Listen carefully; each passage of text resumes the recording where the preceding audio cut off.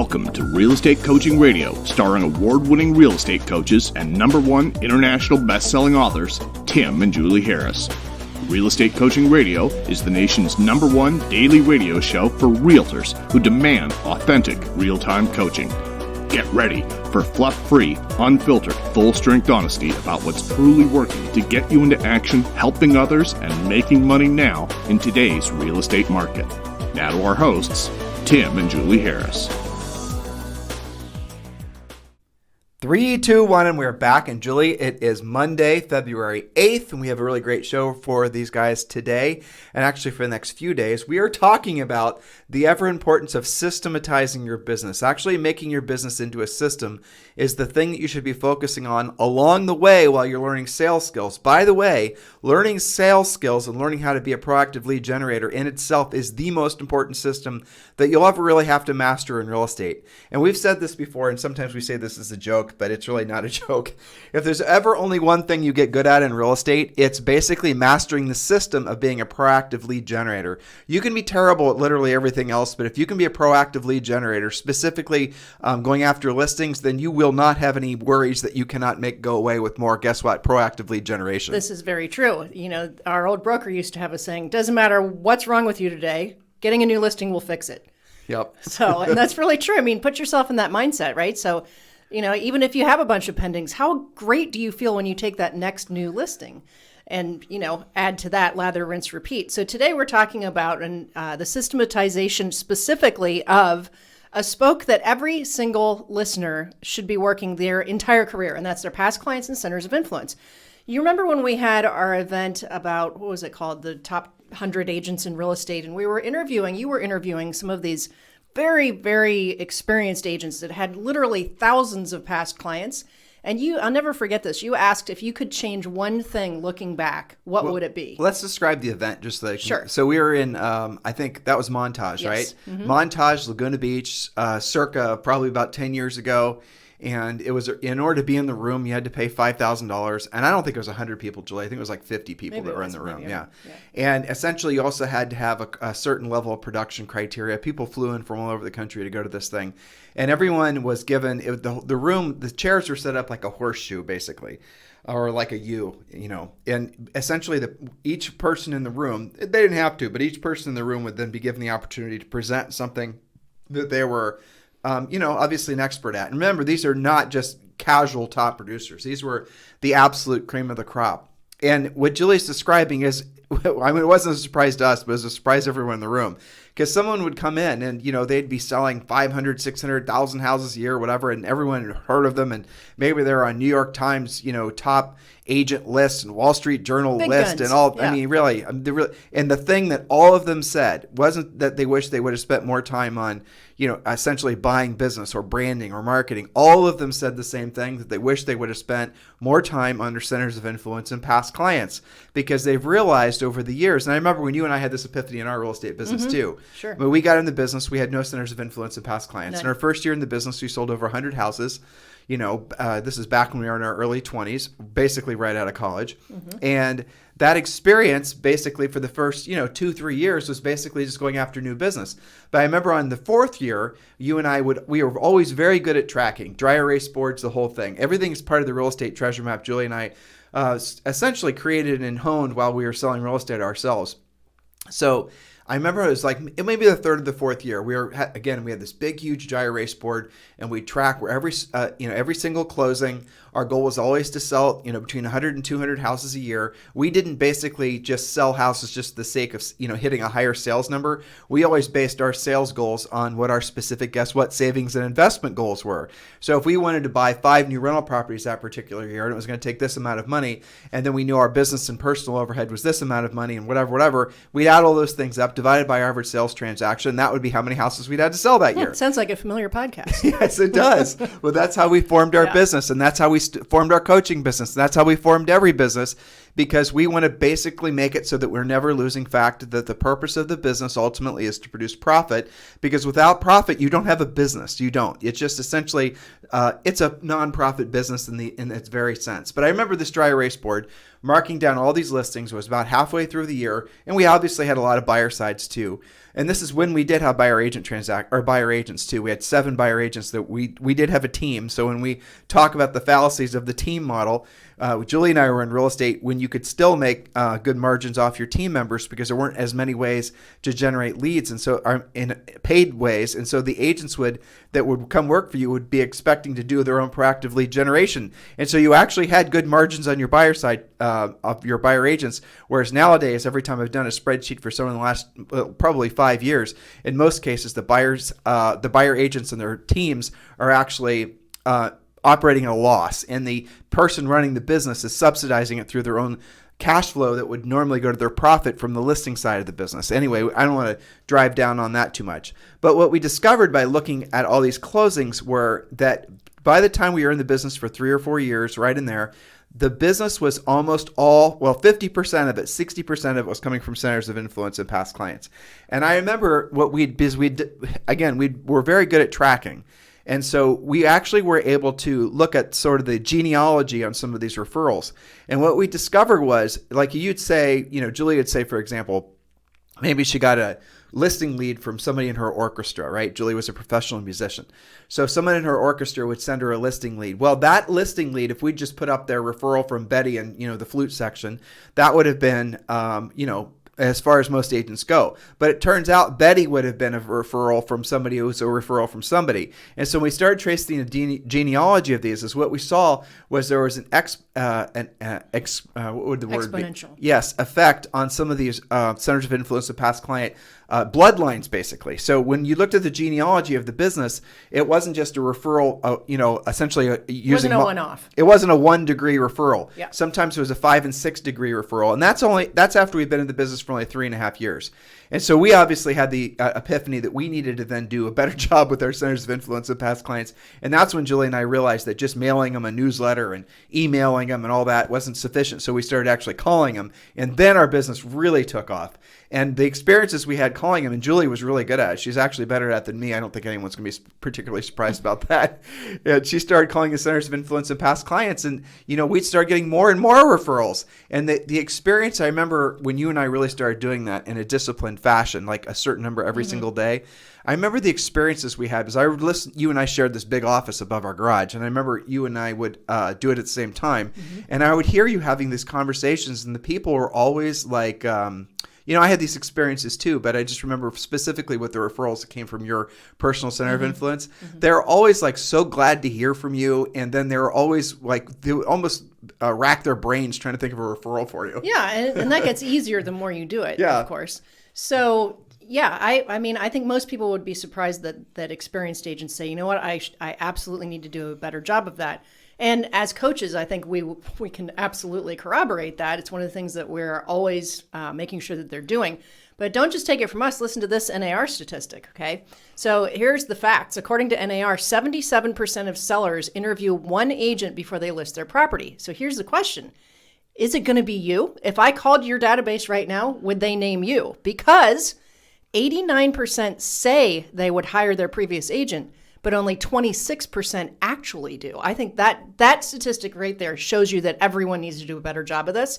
Why? Because they never hear from their agent once they're closed. Okay, so some people say that is a term loyalty deficit or something like that, where they just, and we would go on listing appointments. You got to realize if you're the one agent they're going to talk to, or even if you're competing, you're in front of them because their previous agent is not. Right, and now in the previous agent's, dare I say, defense, they Yes. might actually not be in the business anymore. I had that thought when I read that stat and that's probably the real reason. Because if you think at most agents, I don't know how old the stat is. I bet you the stat's 5 years old, but still relevant. Is it new? Mm-hmm. It is 5? It is new, okay. yeah. So you're looking at a stat that's basically also not most people don't buy and sell but every 7 or 8 years. Yeah, I mean, I'm sure that the attrition of agents is baked into that statistic. Yep. But that doesn't account for all of it, right? No. Because you and I remember going on appointments where they would say, you know what, my previous agent didn't even send me a Christmas card. Yeah, I know. So if they didn't send you a Christmas card, probably they also haven't called you since they closed.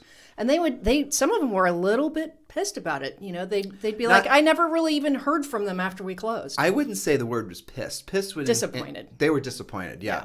They were probably, if dare we say, even hurt from it. I think you're right about that. Yeah. So that's a thing you got to keep in mind. Julie, we should probably just go down that trail, the path real quick in case we have any first time listeners. Yeah. Essentially what actually goes on the minds of their centers of influence and their past clients when they don't hear from them. Yeah. This is so you guys, the psychology that's rooted around contacting your centers of influence and past clients.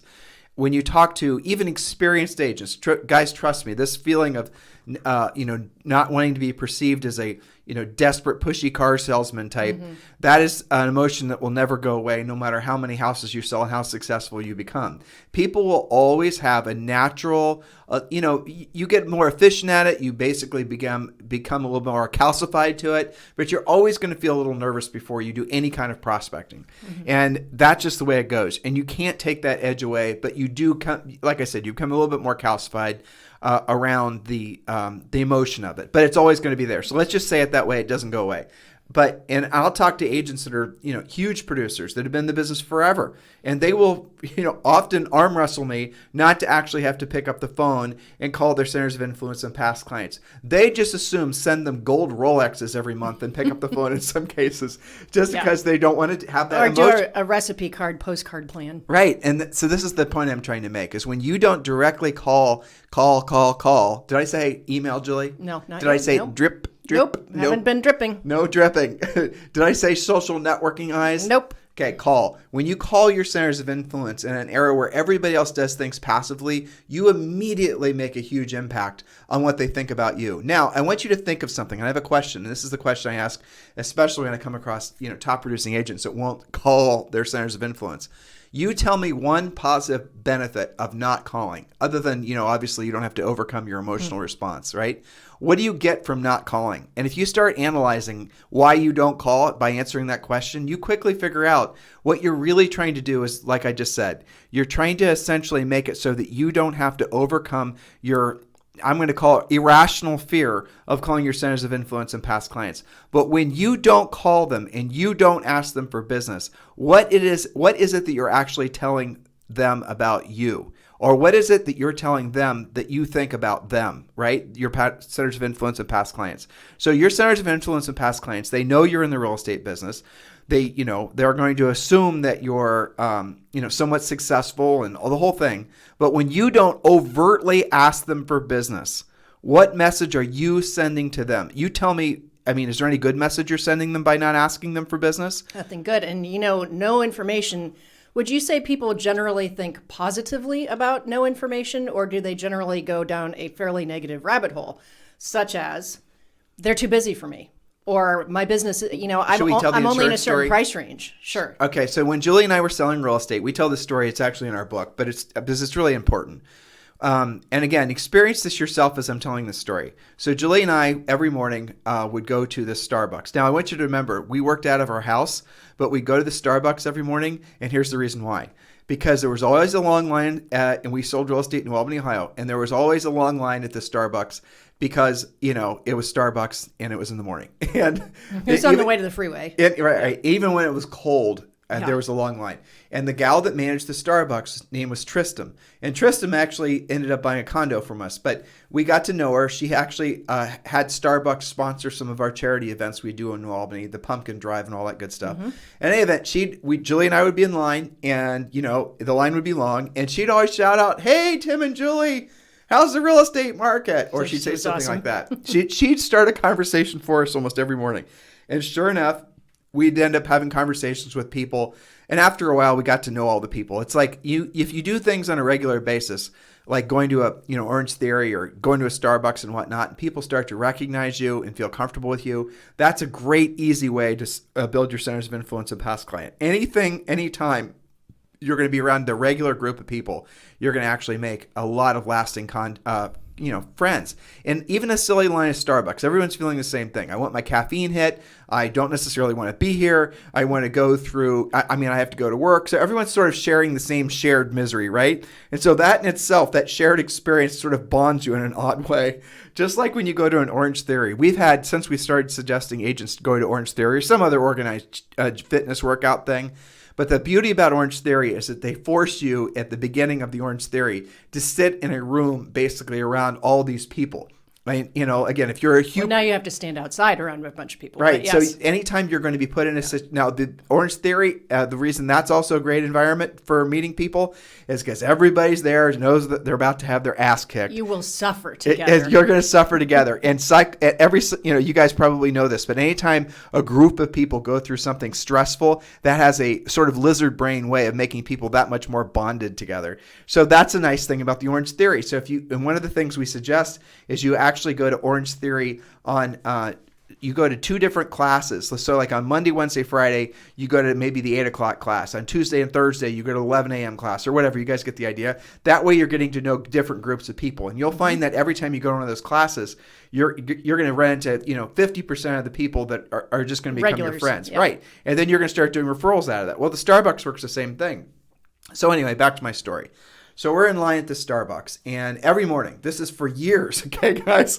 I'm just shuddering to think how much we spent at that Starbucks, actually, is what I was just thinking about. I know. It's part of your DNA now. Still, exactly. So, and she'd start the conversation, and there was always this, usually it was the father and the son, or sometimes it was just one of them, and they were Farmers Insurance agents. May have been Allstate, but one of the two. They owned one of those franchise deals. And they sold residential policies. So they sold, normal homeowners insurance, auto insurance, and all kinds of things that, you'd want to be having your local top producing real estate agent possibly sell or help you sell to their, their real estate clients, right? We did a lot of reloads. So we could have been setting these guys up with so much insurance sales, it was ridiculous. And we'd see them every morning. Polite, hello, how do you do? Never once in all those years did they ever ask us for business. It actually gets worse than that because there was this club that was nearby that actually Julie would frequent in this swimming lessons thing that she would do. And one of them would show up and never once asked anything about real estate. Never brought it up once. And so as the years progressed, I remember at first, and I actually went through this, in retrospect, trying to share this experience with coaching clients so that they could understand the fallacy of not actually asking direct questions. And I remember we would see these guys, or one of them, every single day. And for the first maybe 18 months we were living there, because we weren't from this market, they would, be polite, but that was it. And then I remember after that, subconsciously, I started to work on it. And I know Julie did too. Like, why aren't these guys asking us for business? And then it wasn't too long after that our minds started to fill with negative answers, and those became conscious thoughts. And the conscious thoughts were they don't like us. The conscious thoughts were they're too busy, they're too lazy, they're too arrogant, they're too this, the other thing, and the other thing. In other words, we did not have we were still polite to them. Hello, how do you do? And some of you are thinking, well, why didn't you ask them for business? Because we had insurance. We didn't need insurance. Yeah. They should have been asking us for business because we were selling a hell of a lot of houses. And I bet you they could have had dozens and dozens, if not hundreds, of new insurance clients had they asked us. I totally would have used them. And, we would have totally I would have referred other agents to use them too, because that's not taking anything away from your own business. But they never asked. And I remember it became weird. It did become weird. Awkward. It was uncomfortable. Right. Mm-hmm. And I mean, we're, I guess, likable, aren't we? You especially. Well, how nice of you to say that. Yeah, so we'd be standing in line every morning, and these people would never, other than just your usual niceties, they would never ask us for business. And it became to the point after we moved. So Julie and I moved out of Ohio. We moved out west, and that opened a different chapter in our lives. But then we started, looking back at those experiences again, trying to understand why we think and feel the way we did. And then it came, to Julie and I on a series of coaching calls. We were talking about this because at the time, Julie and I were coaching every single day, 12 to 15 different real estate agents. Every single day, we'd start every morning at 5 a.m. We'd end typically at 12:30 or something because we had breaks in the day. But we were coaching 65 to 75 different coaching clients, and all of them had weekly calls. And yes, if that sounds like hell to you, it was. For 5 years? 5 years. Like it that. was bad. Yeah. But we did it. Boot camp. Well, it was boot camp, but that's what made us really good. Yeah, absolutely. Honestly, you can't. Gives you a lot of depth and breadth to, what you know. And patterns. our listeners can tell. Yeah. When you guys are listening to us, I can tell you can tell. When you read our book, you can tell Julie and I have had that kind of experience. Because you're not going to have that many coaching clients wanting to pay you $1,000 a month for that long period of time. And we've obviously had coaching clients before that and have had thousands of coaching clients after that. But that was when we were really, really focusing on just doing one-on-one coaching. That's what our primary effort was. And then we started, the business grew bigger and we started hiring different coaches and all these other different things happened. But the point I'm trying to make to you guys is as we went through that trial by fire of having all those coaching calls, we had to figure out how to help our clients. Otherwise, we were out of integrity with, being a real estate coach. We aren't trainers. I mean, Julie and I are trainers. We're training you right now. But when you are on a one-on-one coaching call with a really good coach, that is coaching. That is someone whose job it is to help you move forward. And if they're not getting you to move forward, then it's because their, frankly, coaching skills suck and they need to get their coaching skills to improve. And that's the constant challenge Julie and I would always have. Every day after we'd have our long day of coaching, then after that we'd go on a walk and we would, again, defrag from all of our coaching calls, talk about the different experiences we had. And this one thing that kept on coming up was, why can't we get these top producers to pick up the phone? And we knew the answer, their egos. That was the answer. I'm too busy. I'm too important. I don't want people to think. I don't want to bother somebody. I don't want to bother someone. I don't want people to think that I'm a, pushy salesperson. I don't want to appear that I'm desperate for, this, the other thing, or the upper end, realtors would always have even worse excuses than that. Mm-hmm. But at the end of the day, the real reason is because of how you perceive, they'll perceive you. And you think they'll perceive you poorly by asking them for business. But the reality of it is they perceive you poorly if you don't. That's absolutely true. I mean, think about friends of yours who have opened businesses. It could be a restaurant or a hair salon, and you know about that, but they never mention it to you. Isn't that weird? Doesn't that create an awkward sense of maybe kind of throws your friendship off a little bit? It's weirder for you to not call, right? So, it's funny. There's this saying that I picked up somewhere in coaching, which is they say that they don't want to bother anybody, but what they really mean is that they can't be bothered. Yeah, that's good. That's very good. And, that's kind of an expression of ego if you drill down on that a little bit, because you're making it about you, not about them. And I can tell you that our coaching clients and our podcast listeners over the years who have gotten the heck over that, it's so much easier for them. Their business flow is so much more consistent. Think about this, Jules. Because they're making the calls about the client, the past client, and not about themselves. What's the opportunity cost of not doing the work? Huge. Yeah, think about that. Well, I remember, I think it was Greg Newman that said we need this. to explain that. We need to explain that. Yes. So opportunity cost would mean basically, what are you losing by not doing the work? Yeah. And the opportunity cost that a lot of you guys are doing, because you're not having transactions come to you as organically as they would had you actually been working your centers of influence and past clients, could be measured probably in the hundreds of millions of dollars per year that agents are spending on gimmicky buying leads because they actually aren't doing what they should be doing in the first place, which is tending to their own centers of influence and past clients. It's the reason you're buying leads. This is a large part of the reason.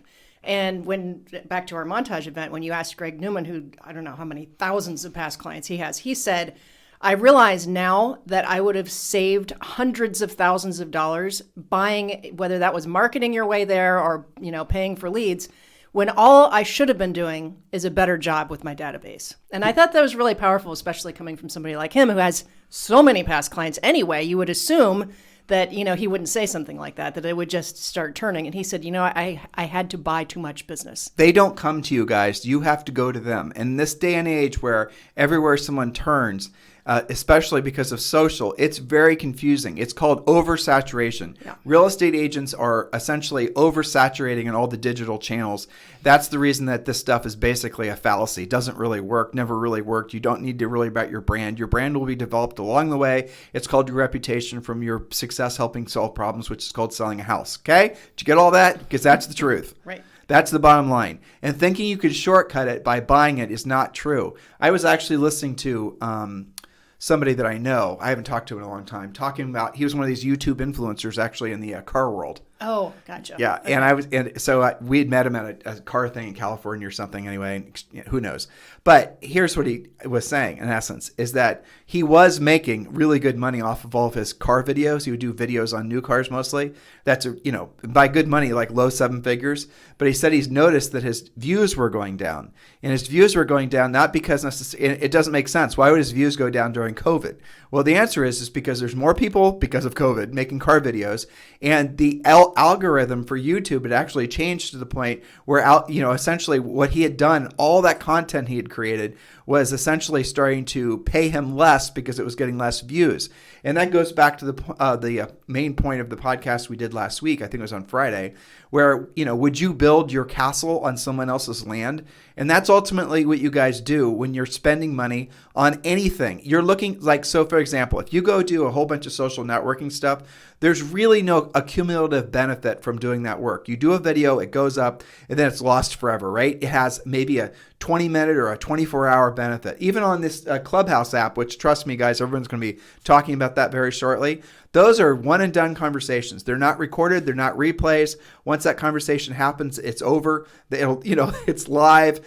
International conversation. It's interesting, but I want you to understand, if you're investing a lot of money there, there's no cumulative benefit to having actually done that. Maybe people start to follow you because they like what you had to say. But when you look at all this other stuff that you guys are being told to invest in, as in somehow by investment, it means you put $1 in today and then in 7 years it's worth $2.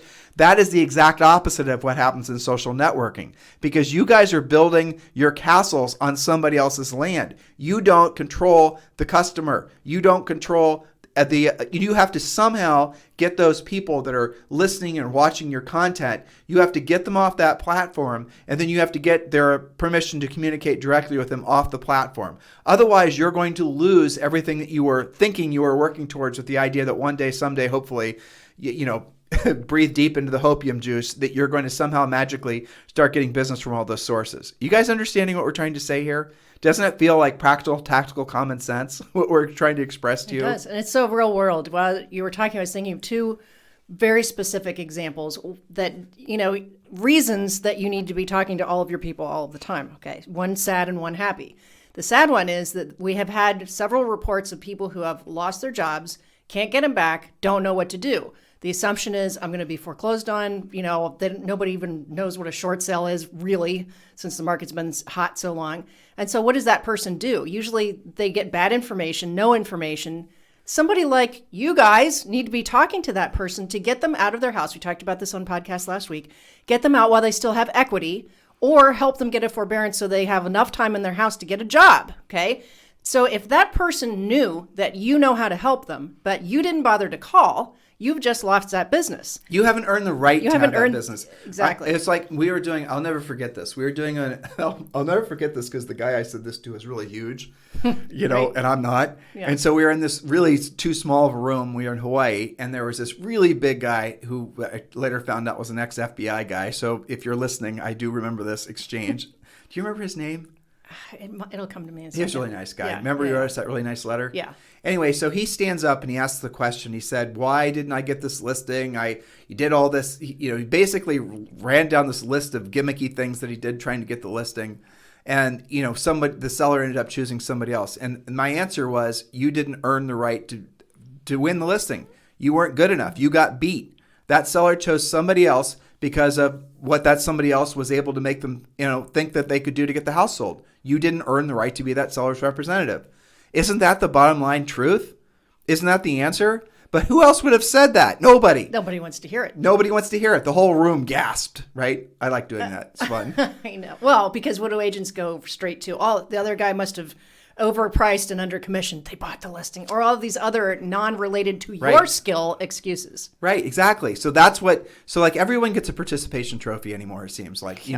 Don Hobbs actually said that to me yesterday about Clubhouse. I thought it was hilarious, and it's true. But everybody gets a participation trophy. Everyone's advice and what they have to say is, somehow magically supposed to be equal. That's not true. That isn't the way life works. The reality of it is if you can attach yourself, and there's not very many people that are actually genuinely authentic, very successful at anything in life, let alone doing what we do. So if you guys are, wondering why you feel so confused and overwhelmed and why you're not knowing which direction to go and why you're being so endlessly attracted to being opportunistic, which is what a lot of the things that are being sold to you guys are, just little opportunistic things, little tchotchkes, little something or others to be a sort of a distraction from possibly ever learning to do the real work of real estate. Well, you guys are getting advice from the wrong people. Those are people that are not necessarily giving you advice for the betterment of yourself and your family and your hopes, your dreams, and your goals. They're just looking to basically sell you something. And I hope you guys understand that. We're halfway into first quarter of 2021. How are you doing so far? How's the year looking for you? On track, ahead, or behind. That's the game we play on our Premier right. Coaching Facebook Live. Let me give you the second example, which is a little happier example of why you have to call your people. One of our Austin clients Austin is just completely on fire with these crazy, higher prices every single month, practically day over day. It's Julie, rising. tell them that story that you told me about the fact that you saw some little Weasley deal where the listing agent was trying to get the buyer's agent to cut their commission. Yeah, that's remove it. crazy. What market was that? I don't remember. It was on one of the pages that I follow. No, it was on a Premier Coaching call. And so basically somebody essentially said, explain to them. Okay, so the question was, is it illegal this was the question from the agent, is it illegal for the listing agent / seller to make a stipulation of taking my offer if I'm on the buyer side, that I give them my commission? I mean, that's pretty radical, aggressive, rude asking, I think. But the answer is, if you disclose everything, you can negotiate. People negotiate all this stuff all the time. Yep, you can change. But that's important, though. So this goes back, and the reason I wanted Julie to bring this up is because we've been warning all of you guys, if you want to know where the ice is thin in real estate, it's definitely going to be on the buyer sides of the transactions. Buyer side commissions are not going to necessarily be an entitlement like they have been for generations of a real estate commission, of a real estate transaction. You're going to have to start using buyer agency contracts. You're going to have to start justifying the value you bring to that buyer, just like a listing agent, just like we train listing agents to do when they're going after sellers. You're going to actually have to move away from, the buyer side of the business being primarily social and really physical labor, opening doors and whatnot. And you're going to have to migrate towards the idea that it is going to be something that's going to require more sales skills, because it is. This is a very hot topic on many of the different agent commentary places that I'm seeing, and of course amongst our coaching clients.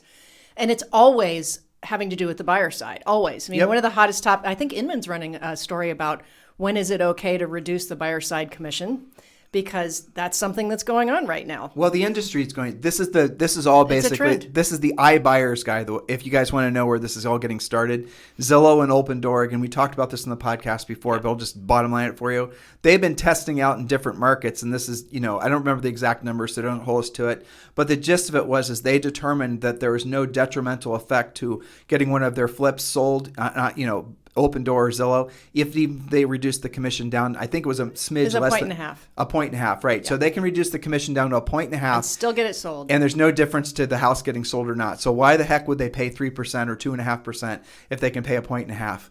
And that's what's going to start happening. Yeah, you want to be the listing agent. That's what this all roads lead to, you being the listing agent, if we haven't been clear about this. Now, let me get back to my Austin story. Okay, so hot sellers market. Lots of people coming from California to Austin and Nashville and places like that. Okay, so one of our coaching clients there has been calling her database with a very simple script based on actual facts. That we wrote for her. Yes.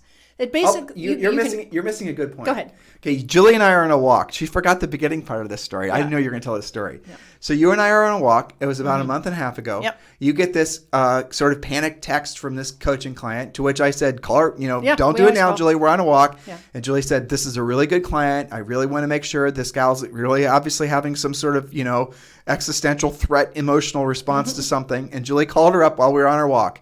And the gist of why she was calling is because she was unbelievably upset. Well, no, she was believably upset. Very. Yeah. Because of the fact that she was losing some absolutely gorgeous transactions that were centers of influence past clients, her past deals to was it one or two deals to one particular new agent? Well, not new agent, but new to the market and more aggressive agent. Right. Yeah. And the lady whose nickname now is Threat Vector. Threat Vector. Oh, we got you gave that to her too. Yeah. So she was like freaking out and like, I can't get this business. These are centers of influence of past clients. I don't know what she's doing. I don't know how she's doing it.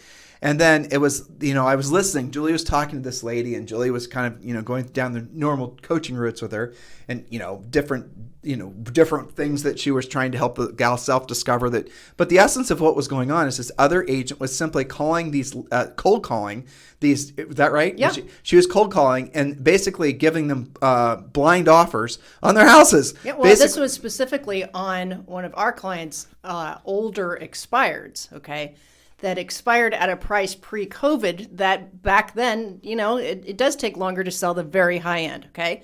But now that we have all this new movement, this other agent had somebody coming in from California and was essentially cold calling on older expireds that met the person's criteria, stuff that we also But these coach. are hugely expensive. Huge, okay? 10 million, 15 million, weren't they? I want to say that it expired at 11 and it just sold at 22. And this is in Austin, Texas. Yes. Trust us. This is not California. There's not a lot of that in Austin, Texas. It's partially because of California, but it's not in California. Yeah, it's funny you said Elon Musk. He's probably buying all of them since he moved to right. Austin. He's probably collecting them again. Well, so anyway, we created a script because the question was, what am I supposed to do about this? Right. And the script was basically calling all of her centers of influence and past clients and essentially telling them, if I can sell your house for twice what you paid, would you consider selling it? That was the gist of the script. That's the gist of it. Now, why is this related to our talking to your database? Okay.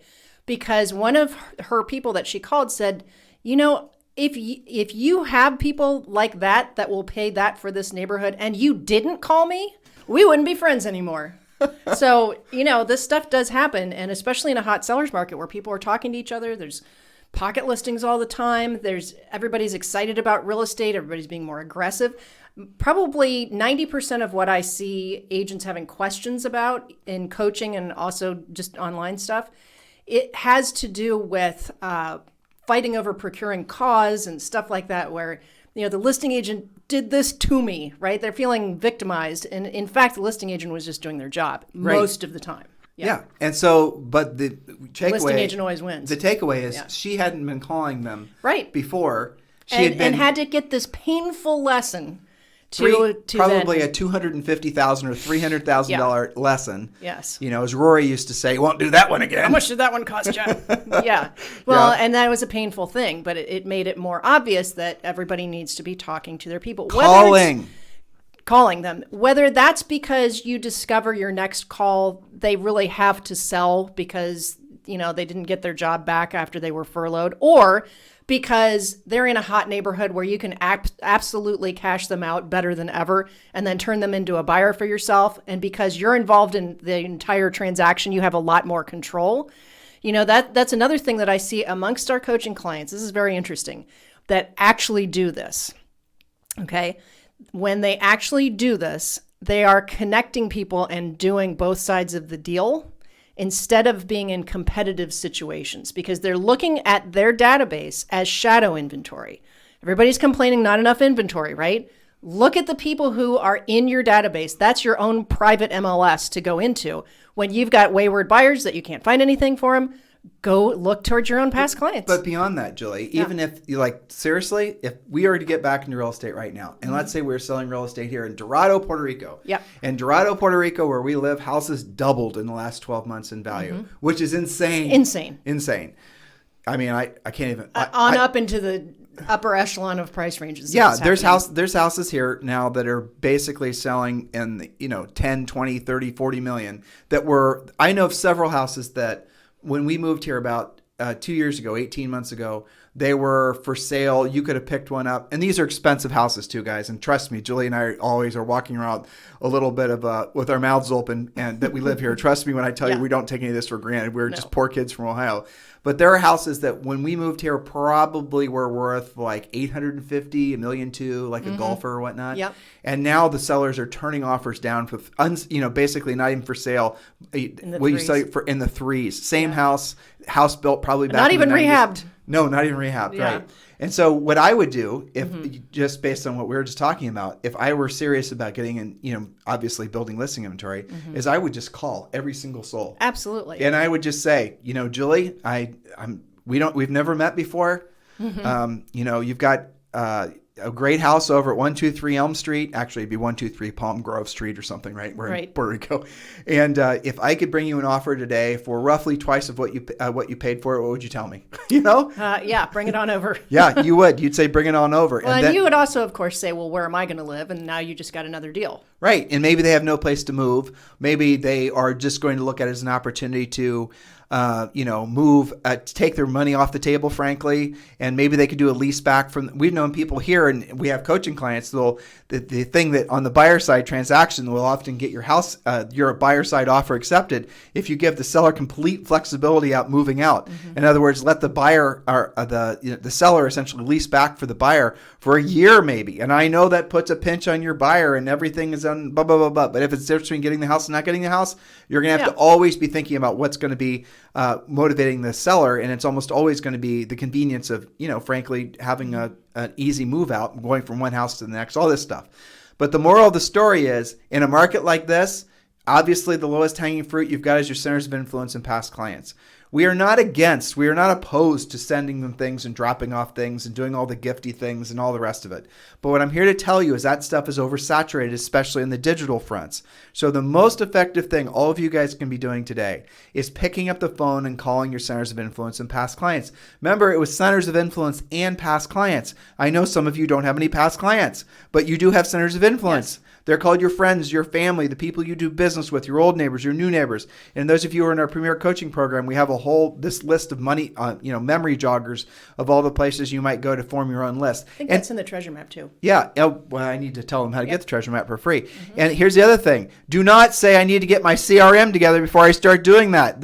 No, do not do that. You could just print it out, print all your centers of influence out on a piece of paper, make them an index card. You don't need to overthink this. And it is a good excuse to polish your CRM, but do it as you go. Don't try and, analysis paralysis yourself into no deals. The CRM business is one of the biggest goofball businesses ever, if you ever think about it.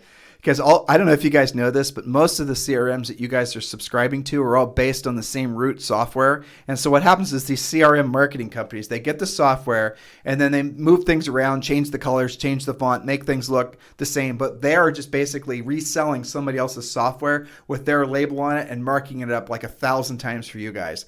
And that's what a lot of this stuff is. It's just the same stuff being sold over and over again. And anyway, this is how a lot of these marketing things that you guys are buying into, thinking that they're great ideas, that's what they really are. They're just essentially things, if you dug around a little bit on the internet, you could find for free.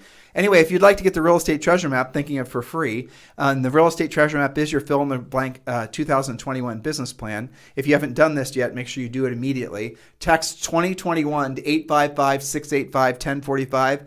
Text 2021 to 855-685-1045. And when you do, we're going to text you back a link and you can download the Real Estate Treasure Map, Think and Grow Rich for Real Estate, your 12-month lead generation guide, and all the rest of it. Go back and listen to the past few podcasts because we've been really trying to help you guys drill down on what your primary lead generation sources have been. Notice we have not said TikTok. No. Notice we have not told you that you need to worry about how to take really good videos. That was not part of what we said. Again, there's working in real estate and then there's playing as if you're working in real estate. Do the real work in real estate and you'll get real everlasting results from the real work you do in real estate. And guys, this is the easiest business that people overcomplicate. So this is the easiest. Selling real estate is probably one of the most beautiful things you could have ever found yourself to be in. The industry itself is, frankly, I think this is going to be the best run in real estate for I don't know how long, at least a decade, that we've probably ever had. I mean that with 100% sincerity. Absolutely. All kinds of tailwinds to real estate, all kinds of demographic changes, interest rate changes, mindset changes, about everything is positive. All green lights for real estate. And if you're not helping a bunch of people making a ton of money in a market like this, it's probably because what you're trying to do, you're spending your time and effort on the wrong things. So step back towards the mindset of being of service to other people. Step back towards the mindset of having direct conversation and communication with people, because you will get faster results that way, especially when all of your competitors, and that is what they are migrating towards the passive stuff. A great place to start, if those of you are looking for a real A to Z solution, is just get our book. It's like $13 on Amazon. You can get the Audible book too. The guy who read it for us is fantastic. Publisher found him. But the book is called Harris Rules. Over 400. Actually, I haven't looked in a while. Have you looked? I haven't in a couple weeks, I think. Yeah, last time I looked, it was 445 star reviews. So if you have it and you haven't given us a review yet, please do, because yeah, we do look and we do read them too. We do, and we really appreciate them too. You know, let's find out. See. Dun, dun, dun. 441. Very nice. There you go. So there it is. Get the book, Harris Rules, The Real Estate Agent's Practical, No BS, Step-by-Step Guide to Becoming Rich and Free. I mean, doesn't that say it all? It does. Who was Absolutely the genius who wrote that? I think it was you. Oh, was it? That and the cover design. Yeah, I did the book. I did the text for the cover and the cover design. The publisher picked the colors, and Julie did most of the other work. It was perfect. Yeah, right. Your turn. Anyway. No, ma'am. All right, you guys have a fantastic day. We'll talk to you on the show tomorrow.